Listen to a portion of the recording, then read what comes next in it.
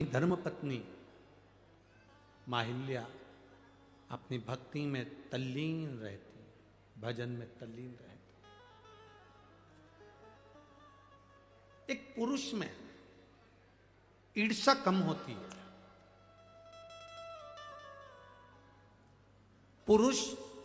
पुरुष से कम ईर्ष्या रखता है।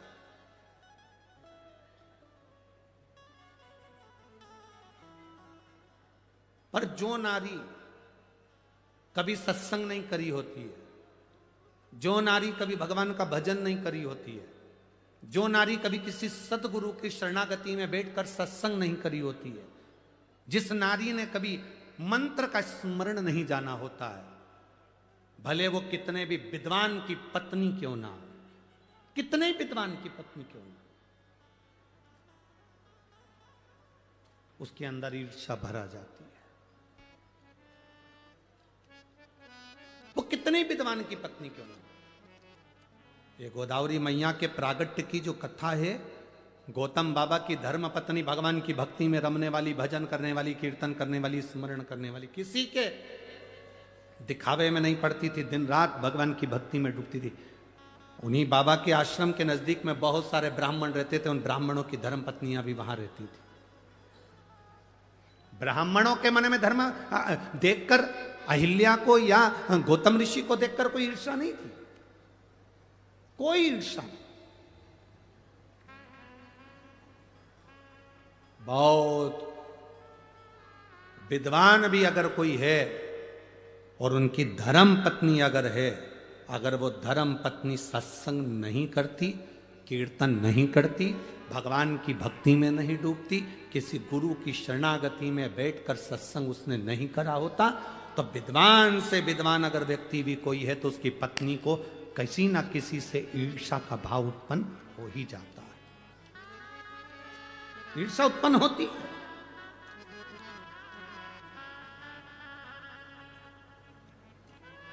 शिव महापुराण की कथा सुनने के लिए जितने भक्त यहां पहुंचते हैं, शंकर भगवान की कथा सुनने के लिए जितने जितने भक्त कथा के पंडाल में पहुंचते हैं, टीवी पर कथा देखते हैं, मोबाइल पर कथा श्रवण करते हैं, जितने भक्त यहां कथा सुनने के लिए पहुंचते हैं, इनके मन में कभी ईर्ष्या नहीं रहती। उसका कारण केवल एक होता है, हमें कथा सुनने जाना है, कौन आगे बैठा हमें उससे मतलब नहीं, कौन पीछे बैठा हमें उससे कोई मतलब नहीं। कथा शंकर भगवान की शिव महापुराण का जो श्रोता होता है उसके हृदय में ईर्ष्या नहीं होती। वो अपने साथ बैग के अंदर एक पन्नी लेकर चलता है, एक बिछाने की दरी लेकर चलता है, एक छाता लेकर चलता है, 2 पानी की बोलो बोलो जम के बोलो बॉटल लेकर चलता है। उसको मालूम है कथा का पंडाल सुबेरे 10 बजे, 11 बजे, 12 बजे तक पूरा फुल हो जाएगा, मुझे बैठने की जगह नहीं मिल सकती क्योंकि मैं लेट जा रही हूं। उसने अपने झोले के अंदर एक दरी रख ली, उसने अपने झोले के अंदर 2 पानी की बोतल रख ली, उसने अपने दरी के उसके झोले के अंदर एक छाता रख लिया। उसको मालूम है कि मैं कहीं पर भी बैठ जाऊंगी और मुझे ये शिव महापुराण की कथा जहां सुनने को मिलेगी। सियोर वाला महाराज कहता है, एकांतेश्वर महादेव जब कृपा करता है तो खूब करता है। अगर मुझे पंडाल में जगह नहीं मिली तो मैं कहीं एकांत में बैठकर महादेव की कथा का रसपान ग्रहण कर लूंगी, उसमें भी मुझे सुख का अनुभव हो जाएगा, उसमें भी मुझे आनंद का अनुभव हो जाएगा, उसमें भी मुझे एक रसतत्व प्राप्त हो जाएगा, भगवान की अविरल भक्ति प्राप्त हो जाएगी। ये वो जानती है, ये उसके चित्त में है, ये उसके हृदय में है, ये उसकी चित्तवृत्ति में विराजमान है, ये उसके हृदय में विराजमान, और ये उसके हृदय के बीच मध्य में बैठा हुआ कि वो शिव है, तो वो आनंदता देता है।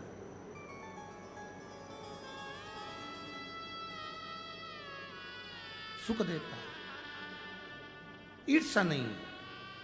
पर गौतम बाबा की धर्म पत्नी माता अहिल्या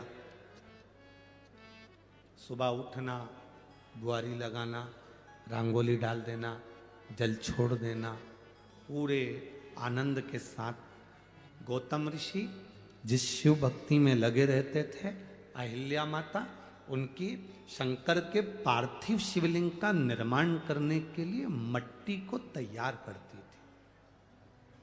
इस पंचवटी भूमि का सबसे बड़ा प्रमाण है इस नासिक की धरा, गोदावरी की तट का सबसे बड़ा प्रमाण दो है। यहाँ गौतम ऋषि की धर्म पत्नी माता हिल्या भी मिट्टी तैयार करती थीं जिससे पार्थिव शिवलिंग का निर्माण होता था। और इस गोदावरी के तट पर, इस त्र्यंबक बाबा के तट पर, इस पंचवटी की पवित्र भूमि पर एक यमराज की धर्म पत्नी, एक यमराज की धर्म पत्नी जिसका नाम था धुमोरना, एक वो भी मिट्टी को एकत्रित करती थी और शिवलिंग का निर्माण करती थी। एक गौतम बाबा की धर्मपत्नी, एक यमराज की धर्मपत्नी, इनका नियम था शिवलिंग का निर्माण, पार्थिव शिवलिंग की मिट्टी तैयार करना और तैयार करके अपने पतियों को प्रदान करना। यमराज को स्वयं धुमोरना मिट्टी देती थी और पार्थिव शिवलिंग का निर्माण करते थे। आपके स्मरण में होगा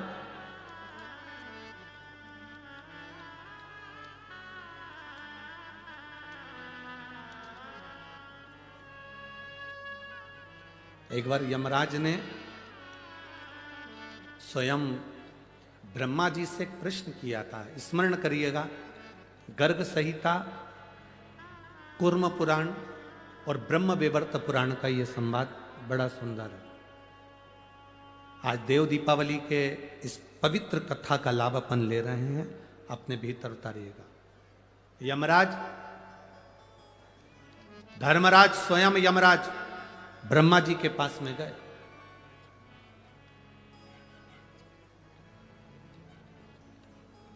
और यमराज ब्रह्मदेव के पास में जाकर ब्रह्मा जी के सम्मुख में खड़े हो गए। अब ब्रह्मा जी के सारे मुख नेत्र बंद थे, स्मरण नहीं आया ब्रह्मा जी को। माता वीणा वादनी ने आवाज लगाकर अपने स्वर में अपनी वीणा से कहा, ब्रह्मदेव दरवाजे पर यमराज आए हैं। ब्रह्मा जी ने अपने नेत्र खोले और ब्रह्मा जी ने जो नेत्र खोले तो सामने क्या देखते हैं कि यमराज खड़ा हुआ।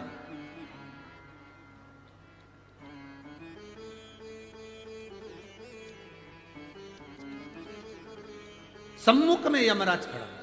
ब्रह्मा जी ने पूछ लिया, यम आज क्या बात है, तुम ब्रह्मलोक में आकर खड़े हुए हो?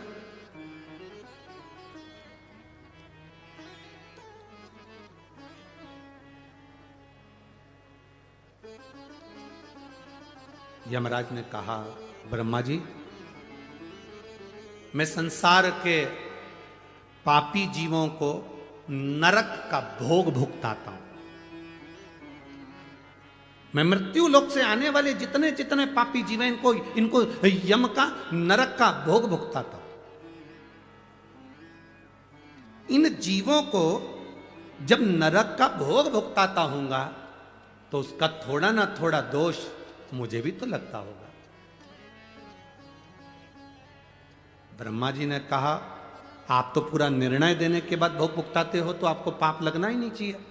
परंतु यमराज ने कहा, नहीं, मेरी धर्म पत्नी धुमोरना कहती है, मेरी धर्म पत्नी धुमोरना ने कहा है कि अगर आप जीव को नरक का भोग भी भुगता रहे हो तो कुछ ना कुछ दोष तुम्हारी जिंदगी में लगेगा जरूर। मैं क्या करूं? ब्रह्मा जी ने कहा, इसका उत्तर तो मैं नहीं दे सकता, पर इसका उत्तर आपको भगवान नारायण दे सकते हैं। यमराज उसी समय पर ब्रह्मा जी को प्रणाम करे, यमराज के वहां से सीधे भगवान नारायण के पास पहुंच गए। नारायण के दरवाजे पर जैसे बैकुंठ में पहुंचे, माता लक्ष्मी नारायण के चरण दबा रही थी और यमराज ने आकर भगवान के चरणों को प्रणाम करा। जय जयकार हो प्रभु, श्रीमन नारायण, हर हर महादेव। प्रणाम कर पूछा,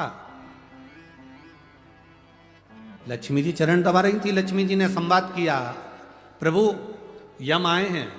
भगवान नारायण के नेत्र खुले, उठकर भगवान नारायण बैठे। क्या बात है यम, कैसे आना हुआ? यम ने कहा, जीवों को जब मैं त्राण देता हूं, जीवों को जब मैं नरक भुगताता हूं, उस समय पर मेरे को भी तो दोष लगता होगा।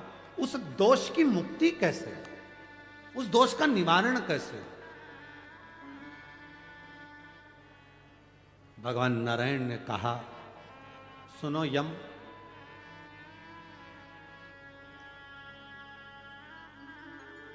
गौतम ऋषि की धर्म पत्नी मां अहिल्या स्वयं भगवान शंकर से प्रार्थना कर कर उनकी सिर की गंगा की एक धार 7 केश हटाकर पृथ्वी पर लेकर आई है, जिसका नाम गोदावरी है।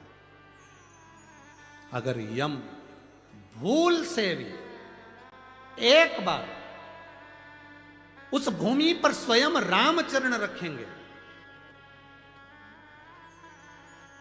वो गोदावरी का तट सरल नहीं होगा। जहां पर स्वयं रामचरण रखेंगे, वो गोदावरी का तट सरल नहीं है।